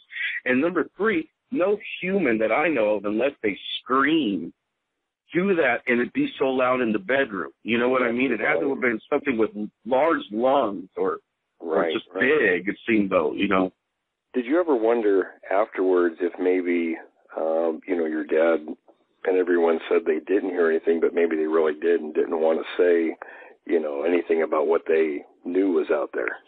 No, I don't think so, because I've been on them the past several years about it, and I've shown them what I've heard and talked to them about it, and they still kind of, okay, well, yeah, maybe, no interest or anything at all. I'm 41 years old, so my dad and I, we sit around and have a beer and talk and whatnot, and no, nothing. My stepmother has some involvement. She's an economics person. I don't know what this has to do with it, but she goes to Wind River, Wyoming quite a bit, and I know there's all kinds of sightings that I've heard of over there, and I've asked her as well if she heard anything, and she's just told me no. Yeah, people in some locations, some regions are pretty closed mouth about things that are going on. Yeah, I'm sure. My father was born and raised in Chicago and then retired up there. And like I said, when we lived in Houston, so we've been in big cities. So I think even if he had heard something, he wouldn't have even known. They shut everything at night, make sure the dogs are in so that the mountain lions and whatnot, they're pretty much out by 9 o'clock and heavy sleepers. And right. So they probably didn't hear anything. Yeah, and he doesn't go hunting or anything like that where he would have any kind of encounters, Right, and it may have been just a one-time event too. Yeah, maybe, yeah. I don't know how to explain it, but I know what I heard, and that's what I heard, and nothing or no one can ever convince me otherwise. It freaked me out, 10 years later, and right now talking to you, I'm still getting goosebumps. Just that, really, really frightened me, the noise. Yeah, it's very common with, all of us that have seen or heard these things. Many years later, I was 16, 40 years ago when I saw the two creatures I ran into, and whenever I talk about it with someone, occasionally, my skin will go cold and I'll kind of feel like the back of my neck is going up. Right, exactly how I feel. Yeah, you never really get past that. Right, and then the ones that I hear, the people who've had these experiences, I'm just, I'm completely blown away. And the people that I talk to, like I said, some of my friends down here, I've talked to them now, and they laugh at me and whatnot. But I tell them, look, I know what I heard. I don't have anything to gain by you wackadoos laughing at me. And I don't care. I'm 60, I'm in my 40s now. It doesn't matter. I said, but I know what I heard, and there's been more and more people that have come, credible people as well, park rangers, policemen that didn't say anything for 20, 30, 40 years, so people didn't think they were crazy or that they would lose their jobs. Yeah. Mm-hmm. So there has to be something out there. I don't know. Didn't they say there's maybe something about 4 different types of Well, our government insider, Mr. Black, tells us there are 4 different types. Yeah. That's what I've heard. That's what it's. It makes sense. It makes sense. We all have different, as humans, have different either color skin or different types of hair or different color eyes. Why wouldn't they be a little different as well? Sam, the impression that you do is money, man. Money in the bank. Thanks, man. That's like I said, I was like, I hope I can do it right for them, but yeah. It sounds just like Ron Moorhead's tape. Yeah, that's what I heard, and that's why I'm so convinced. And, I say, of course, I would love to have an encounter. And then, of course, you have to, be careful what you wish for. These aren't little Ewoks or cuddly bears, you know. Yeah, they are not that. But just because I'm absolutely fascinated by it. And I listen to you guys and I listen to your shows every night. Before it was always, you know, whatever music I was listening to go to bed, and now it's your show in my ears as I go to sleep. And that's been the running occurrence lately. And I just can't get enough, you know. Well, I hope we're not making nightmares. No, I'm enthralled by it. But the only one that makes me mad, I think, is like the Rick Dyers, you know, those guys that make a mockery. It seems to put everything back, gives the naysayers even more ammunition. Right, and there's so much of that junk out there. Yeah. He came through Houston with the supposedly dead body and charged people $20 a hit to go and look at it. And I think a couple weeks later, he said, "Oh, no, it's just pulling." Well, I feel sorry for the people that paid money for that. Yeah, me too. You know. I know we're getting low on time, but Sam, I'm fascinated by it. I'm fascinated by the chatter stories. I'm just fascinated by this chatter that people keep reporting. Is that what they refer to as a samurai chatter, I've heard, or is that something different? I think that's it, yeah. Yeah. Okay. Yeah, and I wonder how come, you know, and honestly, I wanted to say, well, I wish it roared. No, I'm glad it didn't, because that would have, I was already scared. Honestly, I won't lie, like a little girl. I was like, oh my God, and I jumped up and I froze, you know, 30-year-old grown man, but whatever that noise was scared me to death. That's right, a roar could have been your underwear changing moment. Yeah, absolutely. Imagine how even much louder that could have been. But yeah, that was it. That's all that happened. I wish there was more, really, but that was it, and I'll never forget it. Yeah, you never forget it. You definitely never forget it. Sam, thank you so much for being on the show. I want to thank Jack for being on the show. Will Woody, it looks like number 45 is down. Until next week, everyone, have a great night. Of the American Primate Foundation. Visit www.americanprimate.com for more information. You can also like us on Facebook at facebook.com/Bigfoot Hotspot Radio to get updates, links to upcoming shows, and to see the full, uncut video of this interview.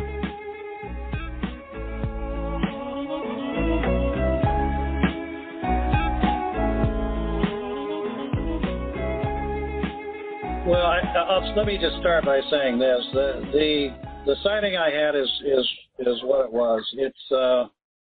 It was an event that took place over the course of 25 seconds of my life, and it's really the genesis of the next 21 years. So, I mean, that's why I'd like to certainly touch on the sighting, and then maybe go on about, you know, where I am today, how I got to where I am, and some of the things I've done in the last 21 years as well. But and then what's coming up in the future. So, yeah, and I want to get to that. I know we're talking with Todd Neese. Your website is AmericanPrimate.com? Correct. Yeah, it's and it's one of the cooler sightings. I know you can't choose your sighting. You can't. It kind of is what it is, but it really is one of the cooler sightings I think I've heard. Go ahead, Will. We'll let you take it away, and then I will ask questions as we go, if that's all right with you, Todd. Sure. Thank you, and I appreciate you guys having me on. What I'd like to do first, Todd, is ask you, prior to the sighting, what were you guys doing? Now, you were in the Army at the time, right? I was, and I continue to be today. I'm currently serving active duty for the National Guard in Oregon. Okay. But yes, at that time, that was my first stint in the Oregon Army National Guard. I was a combat engineer. Part of what we do as combat engineers, we utilize explosives considerably, and once a year we had an opportunity to go out into some private timberland and conduct explosives on a level, a quantity, if you will, that we could not do on the base itself. This just happened to be one of those times. Yeah, I'm familiar with some of that. I was a 19 Delta in the Army myself, so I got to play with explosives too. Fun stuff. Oh, it is. So you were out doing demo, and tell us what happened. Well, this was April 3rd, I believe it was April 3rd, and April 2nd, 1993. An unusually nice day for spring weather in the Oregon Coast Range, which is where we were. We were situated between the town of Seaside on the coast and a state park known as Saddle Mountain State Park.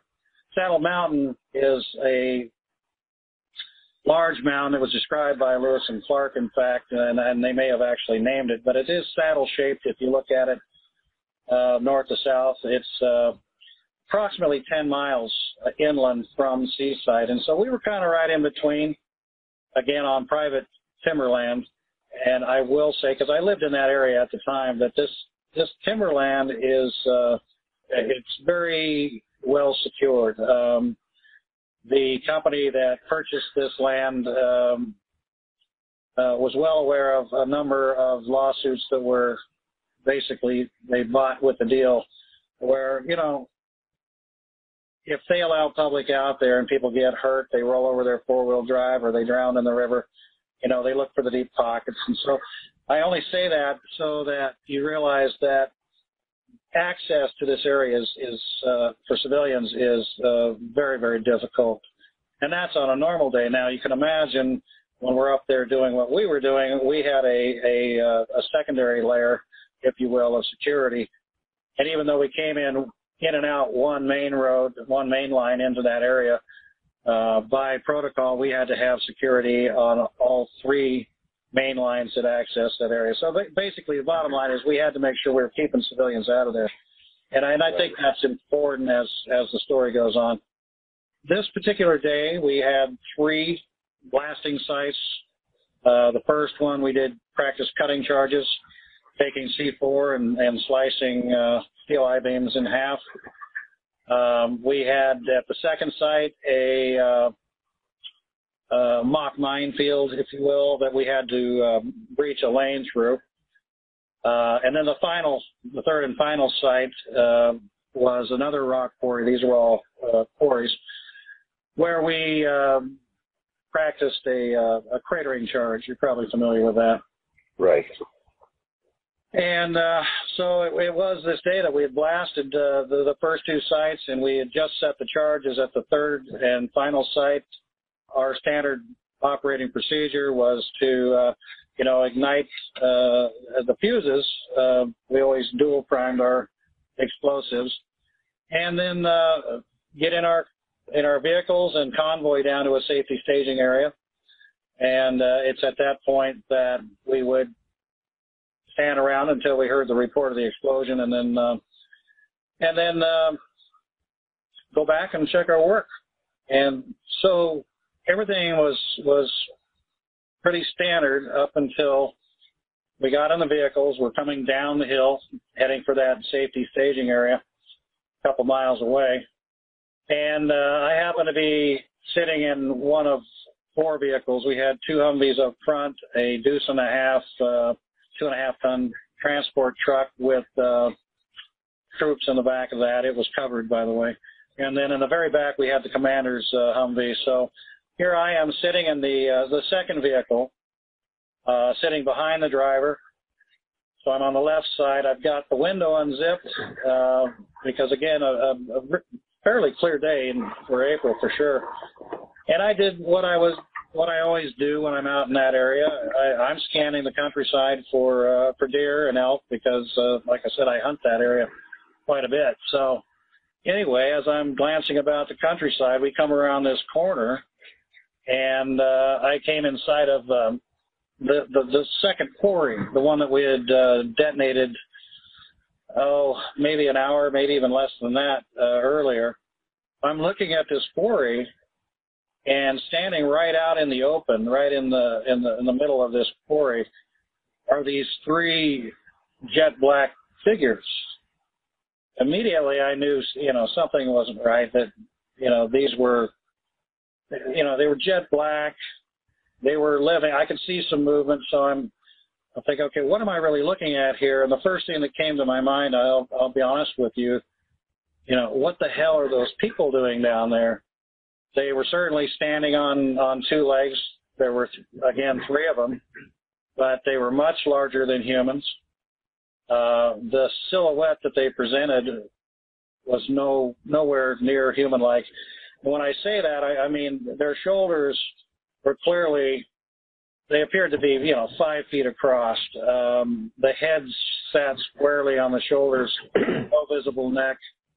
But what really stood out to me, other than the fact that here's these three huge creatures down there, was the length of their arms. Their arms went well below their knees. Their arms were incredibly long. I've said in the past, it's kind of like, I don't know if you remember those old Stretch Armstrong dolls we had when we were kids, where you could kind of pull the arms and the legs and kind of reshape them. It looked like you had one of those, and maybe you'd pop the head into the shoulders and then stretched each arm way down below its knees. Proportionately, it was completely wrong to be human at all. So I'm staring at these things in complete shock, because I'm really trying to get a grasp of what I'm looking at. One thing I distinctly remember is that the one in the middle, the one in the middle was a full head taller than the two that flanked it on either side. But that one stood like a rock. Just stood there like a statue and didn't move at all. But it was the behavior of the two on either side of it that was rather unusual. They both almost simultaneously were shifting their weight from side to side, from foot to foot, rocking back and forth, if you will. And in the process, you could literally see their arms swinging back and forth and below their knees. So, this is what I'm looking at as I'm traveling down this road. So I would estimate that I had about a 25-second window of viewing time, which doesn't sound like a whole lot, but 25 seconds seeing what I was seeing certainly seemed like a lifetime. So you've been a hunter your whole life. You've been Yes. in the woods. You guys have done, I'm sure this isn't your first rodeo with blowing an area up out, on the Oregon coast or. Oh no, we did this every year.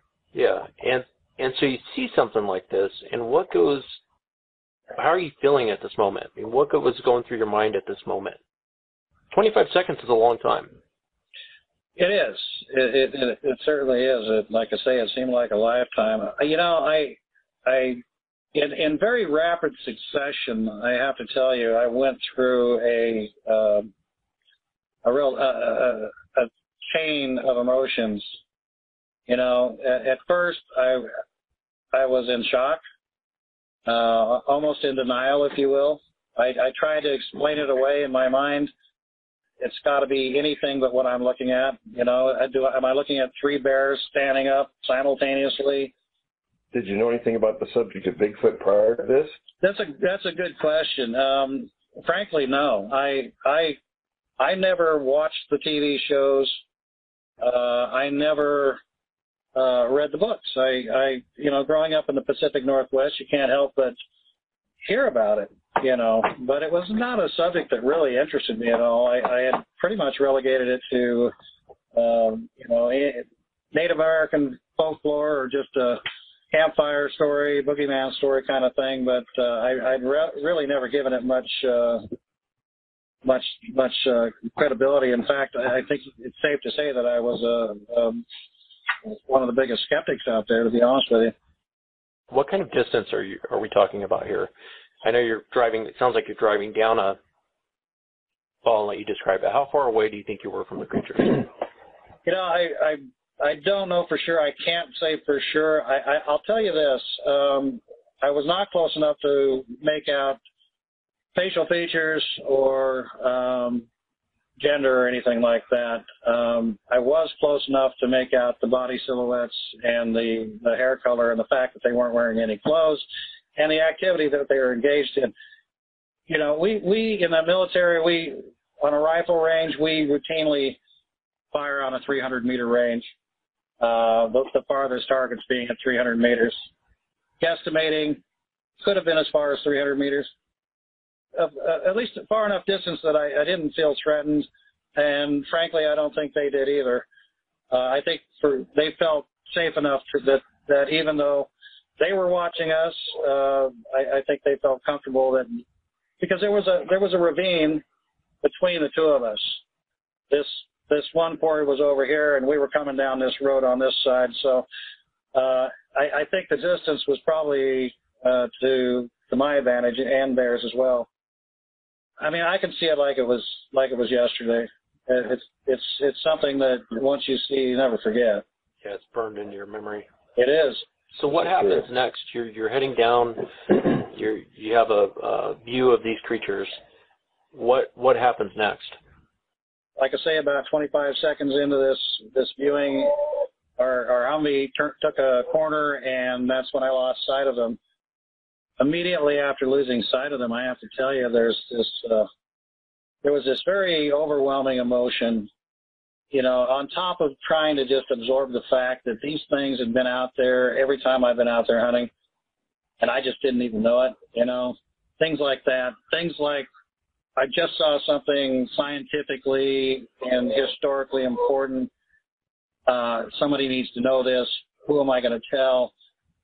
And then, of course, the ridicule factor. Even at this particular point in my life, not only was I a non-commissioned officer in the Army, but a family man raising married with 3 kids, and my civilian job was at that point I was a vice president of a shipping company here in the Portland area. And you kind of tend to put that on a scale of the importance of getting that information out versus, putting your reputation on the line. Those are the kinds of things that were going through my mind as we continued on down to the staging site. And those are the kinds of things, after a couple of decades of interviewing people, I found I was not alone in those emotions, those thought processes, and I completely get the ridicule factor, and firmly believe that 9 out of 10 people don't talk about it. So what you just said is, I think that goes through everyone's mind. So you guys get down to the stage. You guys get down past the staging area from where you just blew it up, and do you have a conversation with anyone, or does anyone else in the party see the creature? Yeah, well, at that point when we got down there, the rest of the vehicles were coming in, I kind of ran back up the road a little ways, hoping to get to a vantage point where I could get my eyes on them again. But after going back, I don't know, probably 100, 150 yards up the road, I realized that there was a hill that kind of blocked my view. I'm standing there with my hand to my forehead looking off in the distance. And, this caught the attention of another soldier, Sergeant Martin. I've worked with Jeff for many years, another combat engineer. And so seeing me look off in the distance like that, he approaches me and yell out, "Hey, Niece." And I looked over, and I said, "Yeah." And he goes, "What are you looking at?" And I said, "Oh, nothing." Which was factually true. Anyway, Jeff continued to walk up to where I was at, and he's smoking on a cigarette. I can remember this vividly. He walks up to me, and the trucks are coming in behind us still. He kind of looks around, makes sure there's nobody in earshot, and he goes, "So, I don't suppose you saw what I saw back at the second blast site?" And of course, at that, I'm like, "Oh, please, tell me he's thinking what I'm going to say, what I hope he's going to say." And not being the one to want to say it, I said, "I don't know, Jeff, what did you see?" And he takes a drag off his cigarette, and he looks left and right again and makes sure nobody's in earshot. And he goes on to say, "Well, I saw 3 huge, hair-covered And he goes on to say, Bigfoot.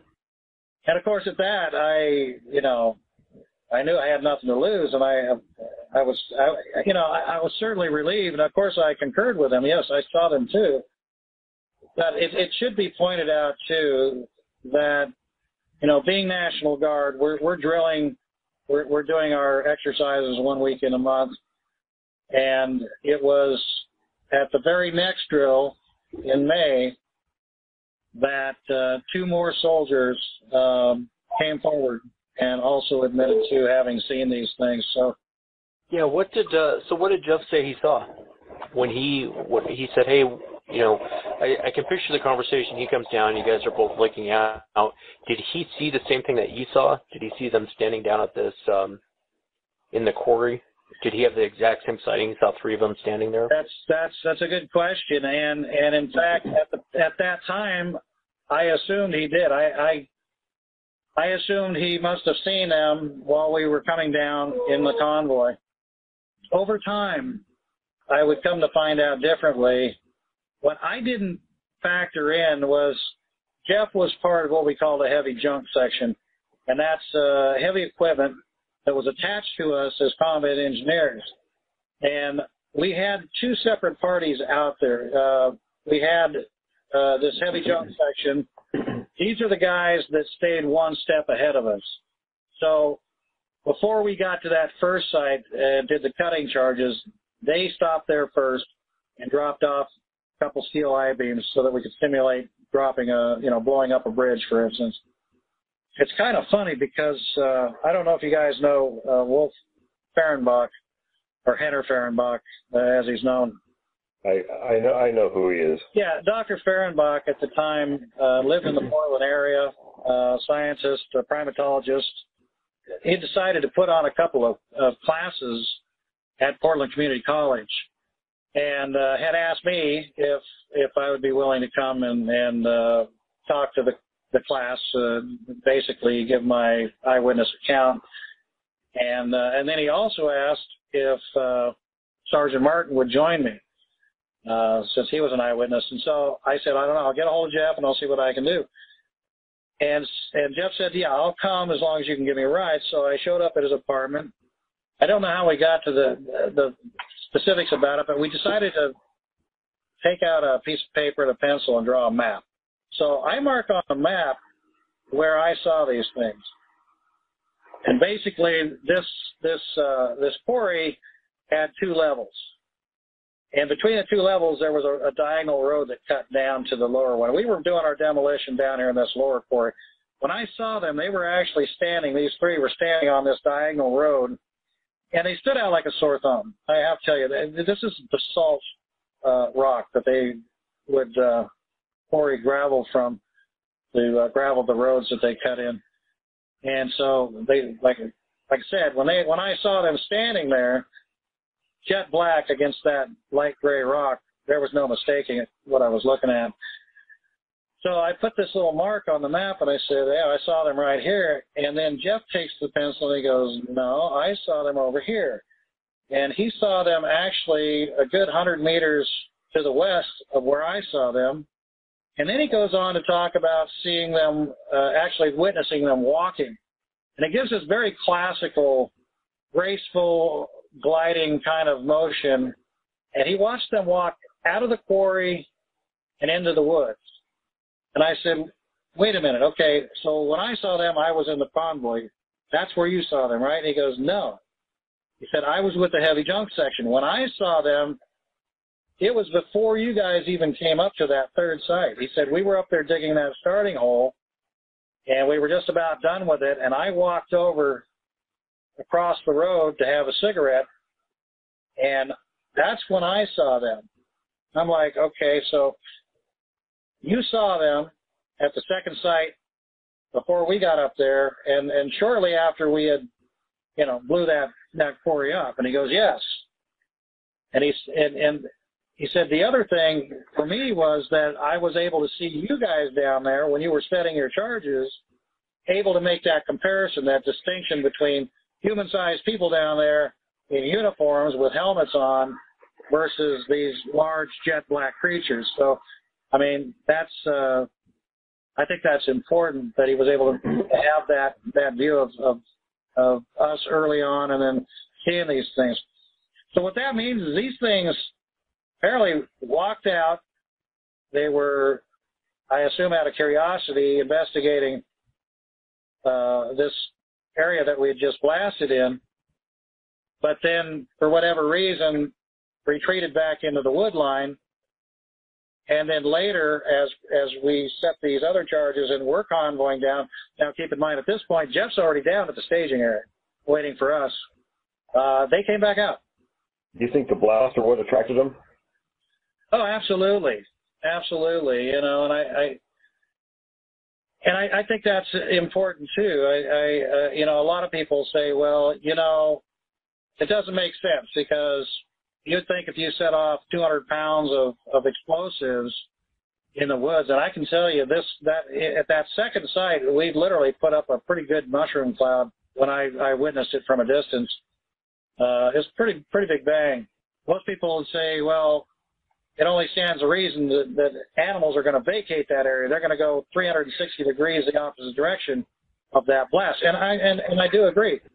Herein lies, I think, an important distinction. These creatures are intelligent, and I'm convinced of that. And I think part of intelligence is based on wonder, on curiosity, and especially in the face of something as unusual as this, that their curiosity was piqued to such a degree that they were willing to risk coming back out there. And I think a good analogy, let's say you're sitting there eating your dinner one evening, all of a sudden an aircraft, a good-sized aircraft, crashes in your neighborhood 3 or 4 blocks away. Tremendous explosion, flames, fire, smoke. You feel the ground actually shake. Of course you're going to have this immediate shock of what the hell was that? You're probably going to get on the phone and call people, turn on the TV, see what the heck. You're going to look out your window and see the smoke and flames. I think in short order, when you realize that there's no more planes going to fall out of the sky and that this traumatic event happened in your neighborhood, that over time, your fear and shock of what just took place is going to be overcome with curiosity, and you're going to start walking down the street and heading toward that wreck, and maybe just out of morbid curiosity, or maybe to see if there's something you can do to help. And that's pretty much the hallmark of all primates, is that intelligence and curiosity. I'm kind of curious, Todd. When I realize there's security protocols that you guys follow to make sure no people are in the area before you blast the area. And when Jeff saw these 3 creatures, he saw it before the blast went off, didn't he? He saw them he saw them after the blast went off at the second site, which is where they appeared at. He did see them after they had dug that starter pit and then left that to go down to the staging area. So he had seen them probably a good half hour before we got up there to set those charges. But I think I know where you're going with this, but to him, clearly these were not people. And I think maybe you're suggesting that he might have felt tempted to call off the blast. Yeah. And again, you know, think about it, the ridicule factor and the fact that he knew these weren't people. You know, imagine you're a non-commissioned officer and you run up to the commander and you say, we need to call a halt to the blast. There's 3 Bigfoot over at the second site. I mean, that wouldn't go over too well in your career, I think. Speaking of that, now, did any of the commanders from your unit find out that you had talked about this incident? Oh, in time, indeed, they did. That was something that also concerned me, and I think for a while prevented me from going public about it. What was their reaction to that? Well, I have to tell you this one story real quick. When I heard that these 2 soldiers at that next drill had seen these things, between the second and third drill, I actually got on my computer and I did up a very crude drawing of a Bigfoot and made a poster. Actually, I made 2 of them that said, I probably got a copy somewhere. It's been years, obviously 21 years. But it basically said, Bigfoot investigation. If you've seen anything, call this number. I didn't put my name on it, but there were 2 bulletin boards in the armory, and I very discreetly tacked one up on each of those bulletin boards, and they just as discreetly disappeared before the end of the day, probably within an hour or 2. And I don't know if anybody linked that to me. As far as anybody in the military knowing about my sighting, I didn't go public as far as the media is concerned until 1994, so it'd been a full year. I in that time, was fortunate enough to meet up with really a pioneer in Bigfooting, Peter Byrne, and have had opportunities over the years to work with him in the field. But he had asked me, he said, Todd, we're going to do this show with Unsolved Mysteries, and I would like for you to be on it. And I hadn't done anything like that before, and really hadn't considered it. And I felt honored, I'm thinking, all right, Robert Stack, I'm going to meet him, which I found out later he does a narration from Hollywood or something. But yeah, initially I go, yeah, sure, I'd love to do that. And I have to tell you, I almost backed out of it. I really struggled with, again, I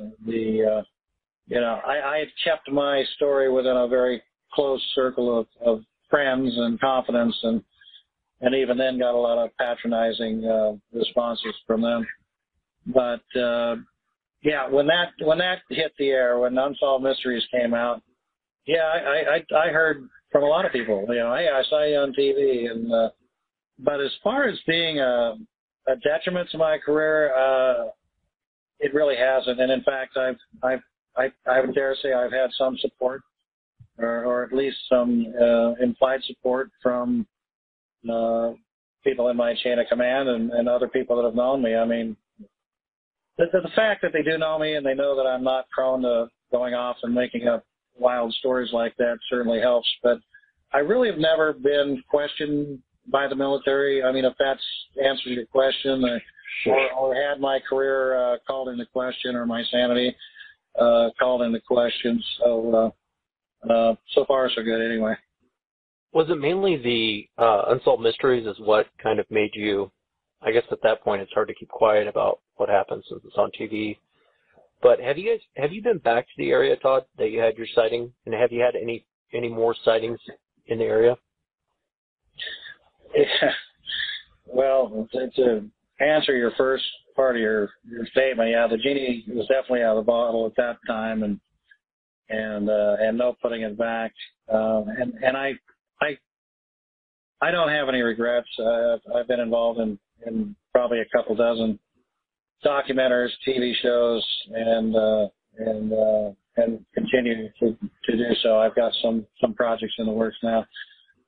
But yeah, definitely. In fact, when I contacted, at the time that this project that Peter Byrne worked on was called TVRP, the Bigfoot Research Project, and it was actually funded by the Academy of Applied Sciences out of Boston, Massachusetts, with a tune, I understand, of almost $3 million. Involved some real heavy hitters, some great forensic scientists, and Peter was involved in that. It was a 5-year-long project that was already 2 years into it when I ran across an ad, actually, in the Oregonian newspaper, actually advertising for a field researcher, but what got me was the tagline just said Bigfoot in big, bold, black letters, and I'm like, okay, got my attention. And I was looking, like a lot of people I've met, looking for some sort of an outlet, some way to get this off my chest, and thinking, okay, I'm going to do this, and then I can go on with my life, never be burdened with it again, which didn't end up being the case, obviously. But I called this number. It was an 800 number. In fact, it was 1-800-BIGFOOT. Go figure. But it went to a voicemail. I left this message, and I got a call back. And don't ask me how, but Peter Byrne was able to get the master keys to all the locks for that timber company. He sent one of his field researchers up initially to meet with me and to go out to that site, and we drove out there. I'll tell you, the first time we went out there, I met this guy. His name was Todd Deary, driving this red CJ7 Jeep. Picks me up, drives me up there, and sure enough, he's got the keys. He unlocks the gate. We go through, lock it behind us, and he says, "All right, take me to where this happened." And we got there, and we pulled into that lower quarry where we did the demolition and where I saw them. And there were actually still craters in the ground where these C4 charges went off. In fact, they were kind of filling up with rainwater. I was kind of excited to go back, and we got up there, and he turns off the Jeep, and I pointed to where it was, where I saw them on that little ledge there coming down. And he gets out of the Jeep, and I stepped out of the Jeep, and it was just, I'll never forget, it was dead quiet, little bit of wind blowing, and I have to tell you, I was kind of overwhelmed, I guess. Here's me and this guy I've never met in my life standing for the first time since on that very spot, and the knowledge of those creatures possibly being there. Todd had started walking toward that road, and I was kind of glued to the spot. He turned around and said, "Are you coming?" I said, "Yeah, just, you got to give me a second." Because it was just, I don't know. I was a little shaken, I guess, a little nervous. But he and I went up in that area. I showed him where Jeff had seen where they went into the tree line. We walked around that area, and he had seen enough to contact Peter, and he came up there on a separate occasion, which is where I first met him, and we went in there subsequently a number of times. In fact, I had two full-blown expeditions in there over a week long. Have you seen anything in there since that first time? Seen? No. Well, we have seen tracks. That's for certain. But as far as the creatures are concerned, no. But I have to tell you, in 1998, I mentioned 5 years after my 93 encounter is when I held this expedition, 8 days in duration, and my teammates being Peter Byrne and Ron Moorhead. We dubbed it Operation Entice Contact. The object being getting established in an area that we know there's activity in prime habitat in hopes of actually attracting, enticing, if you will, piquing that curiosity of these creatures and getting them to perhaps come to us. I was setting these seismic ground sensors up above our base camp. So here I am up on the hill, oh gosh, probably a good 200 meters or more above the base camp.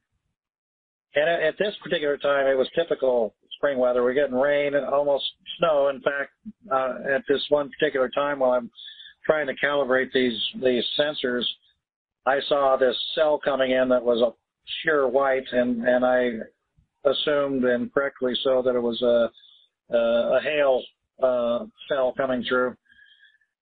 So my two options were try to race back to the base camp and beat it before it came through, or simply go up into the old growth forest, which was not far from me, up above me, and use those huge fir trees as umbrellas and just wait this thing out. I figured it would pass in, 10 or 15 minutes. So I chose the latter, walked up into the old growth.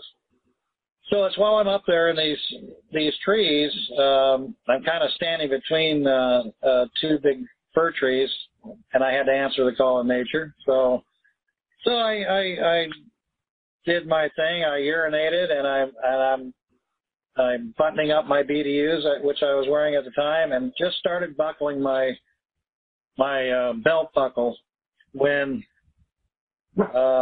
suddenly I was man, it still bothers me to talk about it now. I was roared at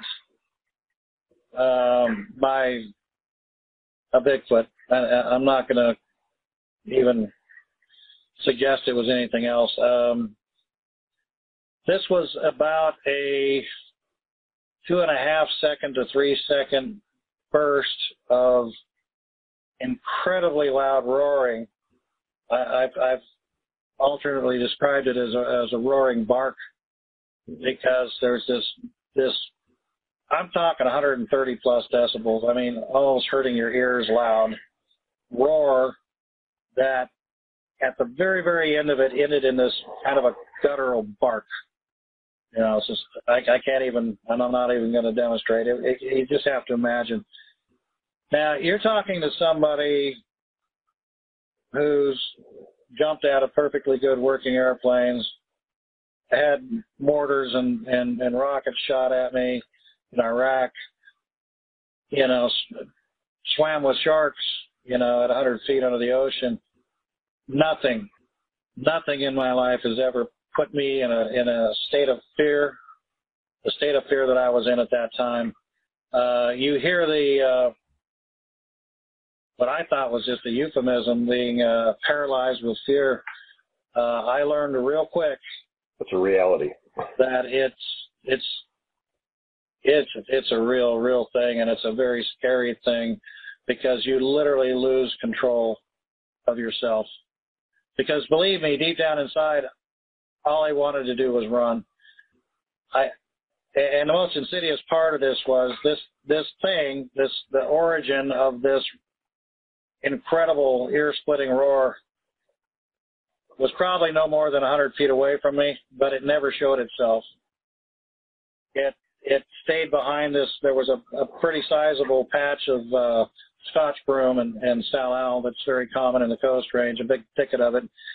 I knew exactly where it was, but it never stepped out. I don't know if that's a good thing or a bad thing, but just the same, I'm telling you, 2 minutes later, a full 2 minutes later, I had not moved.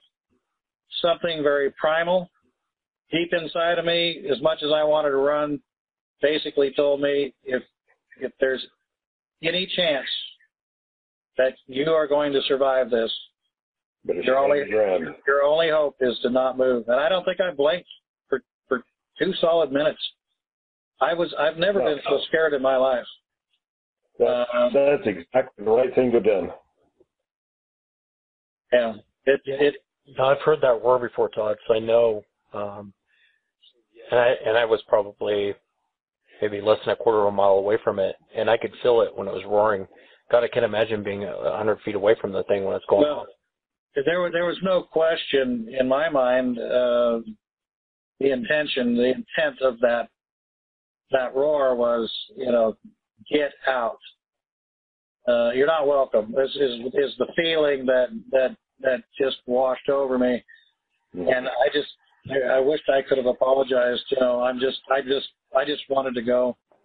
I just wanted to live, and that's all I could think about. I sometimes wonder if the very fact that it witnessed me urinating might have been something that might have set it off.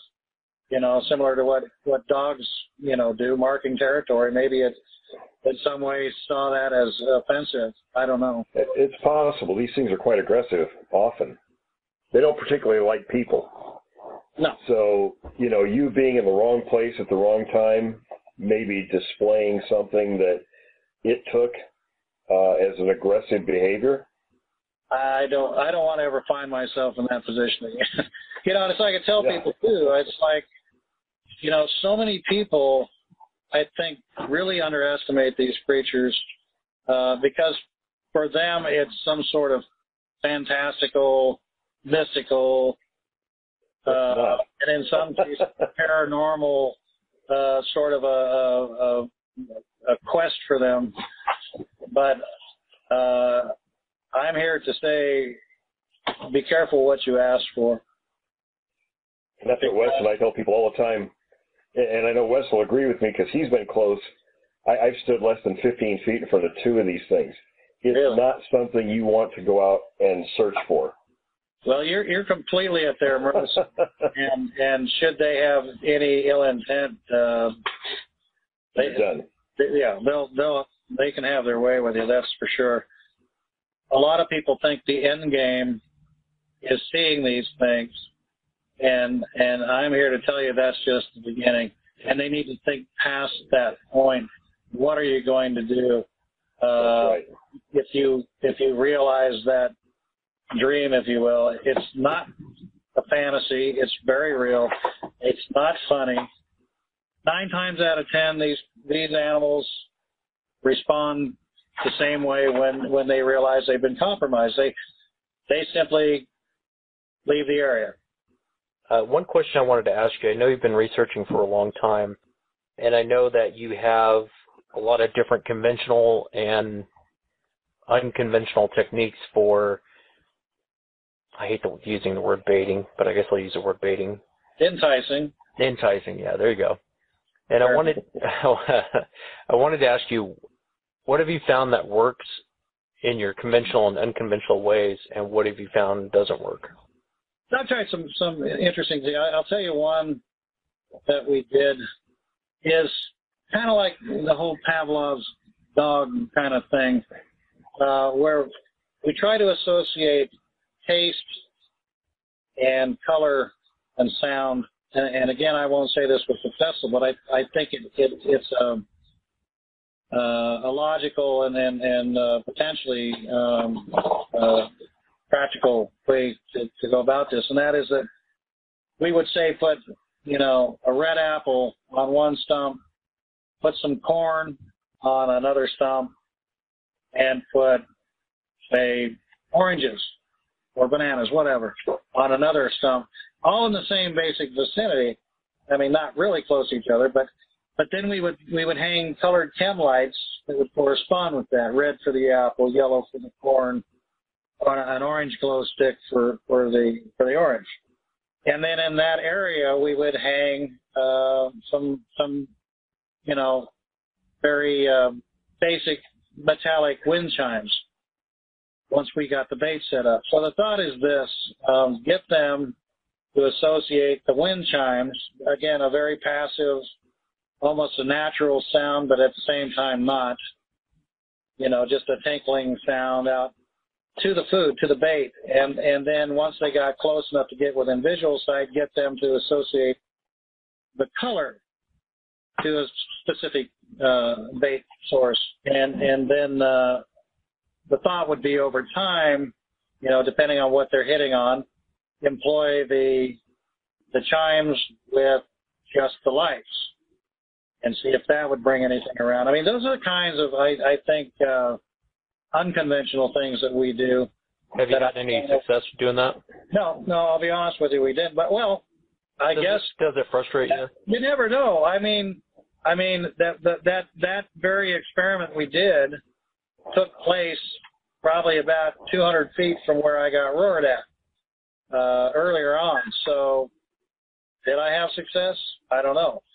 What came first? We did have those bait stations out there before that happened. So I don't know. I really don't know. I can't say for certain that the bait we left was ever ate upon. But I was going to say, it's got to frustrate you. Here you're blowing stuff up, and you run into 3 of them, and now you're trying all these different techniques and not having the same type of encounter that you had before. I I mean, I realize you're a smart guy. I realize that you realize it's probably not going to happen, but I would imagine it's got to be frustrating. Here you're blowing stuff up. What keeps you going? What keeps you going in this whole thing? Sounds like TNT's the answer. Well, you wouldn't be the first one to suggest that, but I'm joking, of course. Yeah.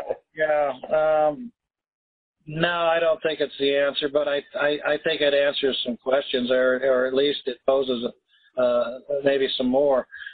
And that is, these things, I think it tells us that these things are intelligent based on their level of curiosity. I think that's what separates man from a common animal.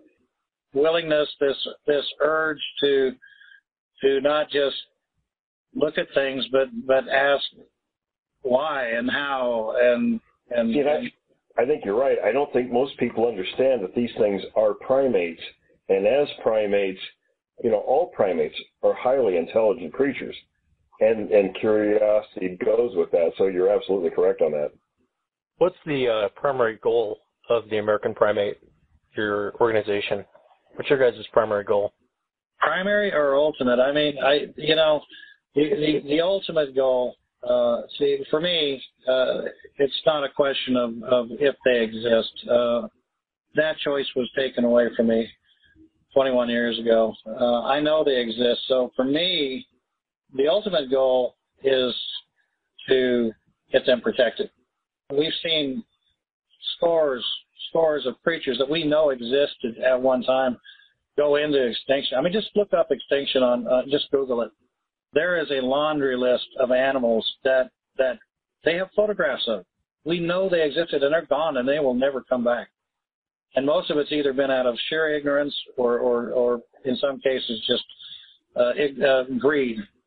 And a few we've saved. And the only way these things are going to be saved is to be officially recognized, which in kind of going backwards from preservation, protection, recognition, and before they can be recognized, we need to have knowledge of them, how many there are, where they're at, what kind of habitat they use, what sort of resources do they need in terms of food, what their population is, what their gestation period, all that stuff. And before that, the first step is discovery. So it's really discovery, study to get knowledge, and that's going to be in-field recognition, which will result from that studying, and then ultimately, only through recognition are they going to fall under the 1972 Endangered Species Act, and that's the way it's got to roll. That's the only way it's going to happen. What does protection mean to you? It means, again, going back to the research part, understanding what it's going to take, what sort of range it takes for these things, and if that involves, and we've done this with other creatures, setting aside some preserves, perhaps. I mean, dear Lord, we've done it with many different types of animals. I think the real challenge in this case is going to be the range factor. I know Dr. Fehrenbach, we talked about this, and he did some studies and extrapolations based upon great apes and their caloric intake, and did some estimations in terms of body size and caloric intake on these creatures, and I think he came up with somewhere around 5,000 to 6,000 calories a day per animal. And then you got to look at the resources. What do we have out here? Well, there's a lot of resources, and many of which I'm sure they share with the North American black bear, as well as probably a few other things that they can acquire that bears can't, just because of their physiology. But how much of that is in a specific area? And he came up with an estimate of about 60 square miles per creature. So a pretty good patch of land per creature. So if you're talking about setting up some sort of a refuge, you're talking about a pretty large area. And again, you're going to have to be able to determine what the population is before you can even establish the boundaries of such a preserve. You know, who knows? It may take putting a few, if need be, in captivity, even if temporarily, for the purpose of studying them. I'm not in favor of killing them. I mean, you know, that becomes the real third rail of Bigfoot research. You're either in one camp or the other. Is it kill, no kill? Is it, I look at it in terms of, is it specimen or no specimen, and really what's practical. And like I say, there are some non-lethal ways to acquire the type of evidence we need to prove their existence. That's my preference. If a dead animal, if a dead creature is brought in, I would prefer that it be done something that's died of natural causes, or perhaps a accidental interaction with humans. But the bottom line is, if we're talking about frogs or butterflies or some kind of a squirrel, I don't think we would have this sort of debate at all. Somebody would say, by all means, we need to bring in a specimen, dead or alive. We need a specimen. But it's the fact that these things are what they are and are so similar to humans that we have this tendency to personify them and to make them this living legend that they've become. That makes this a much more emotional debate. Thanks for coming on the show. Oh, thank you for having me. You guys have a good night. Appreciate it, Ted.